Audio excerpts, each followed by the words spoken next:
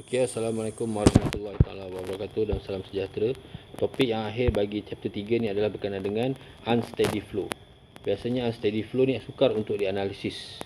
Tapi untuk mudahkan analisa kita guna steady flow. Kalau unsteady, kita banyak parameter-parameter yang perlu kita kena consider.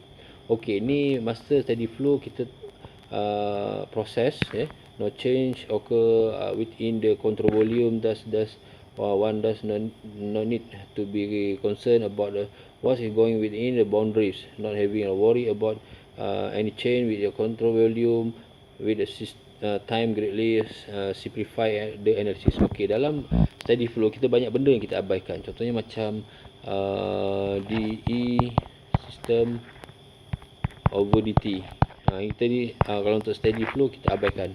Kalau unsteady flow ini ada nilai. Kalau untuk unsteady flow, nilai DE system ni ada nilai dia. Dia bergantung pada keadaan. Okay, many process of interest however involve a change within the control volume, which time such a process are called unsteady or transient. Okay, unsteady flow boleh dinamakan sebagai transient flow. Maksudnya kalau steady flow dia punya pergerakan dia begini. Ini adalah steady. Dia constant. Kalau unsteady, dia pergerakannya macam ni. Dia agak sukar untuk kita analisa berbanding dengan keadaan constant. Okey, ini salah satu sistem. Ni ada valve, ada pipeline, ni ada in, ni ada out, ni ada control volume. Okey, dalam steady flow kita banyak dalam control volume kita banyak assume kita sama dengan zero, kita memudahkan untuk analisa.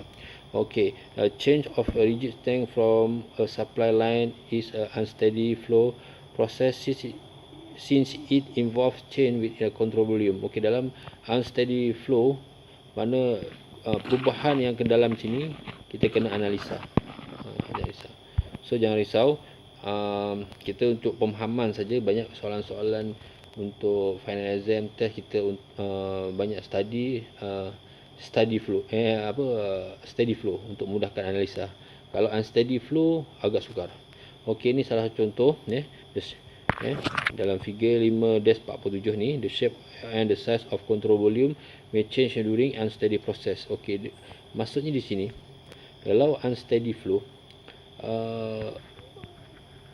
piston ni dia tak stabil. Maksudnya dia bergetar ke atas ke bawah. Maksudnya kita nak analisa pun susah. Bermakna dia punya volume dia sentiasa berubah. Ini agak sukar untuk kita analisa.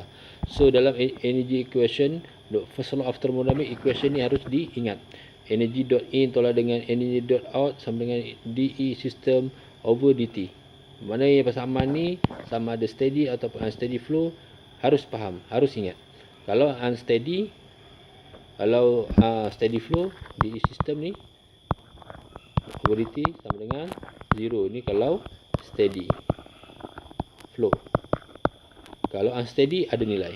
So kalau dalam untuk menyelesaikan masalah ni, okey, 1 kita mudahkan sama dengan in, 2 adalah out, M1 sama dengan 2, M2 sama dengan perubahan increment of M system. Bermakna nilai M nya tak sama. So M system sama dengan increment of M system equal by M final dan juga initial. So for the control volume, M in I adalah in, ME adalah exit. So sama dengan M1 tolak M2 CV control volume. So I adalah inlet, E adalah exit, 1 adalah initial state, ni adalah 2 adalah final state. Ada bahagian untuk control volume. So dalam energy balance, persamaan ini ditulis. Persamaan ni sama saja. Cuma dalam ni ada ni.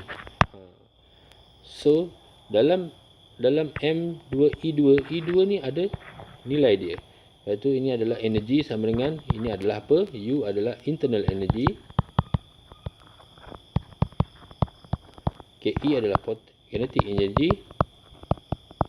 PE adalah potential energy. Potential energy. So persamaan-persamaan ni kena tulis. Kena ingat. Kena faham. Okey, kemudian dalam the energy equation of an unsteady flow system, a reduced to that of a closed system when all the inlet and the exit are closed. Dalam unsteady flow, sama ada inlet ataupun outlet tertutup, ada perubahan tenaga dalam sistem ni. Begitu juga dengan unflow steady system may involve electrical shaft, a boundary work at all as ons. Maksudnya kat sini semua kerja-kerja ataupun berkaitan dengan heat dan sebagainya dalam sistem diambil kira. Itu kalau steady flow. Okey, itu saja berkenaan dengan steady flow secara ringkas, tapi jangan risau dalam final ataupun test kita tak akan soal ni just untuk information anda. Sekian, terima kasih.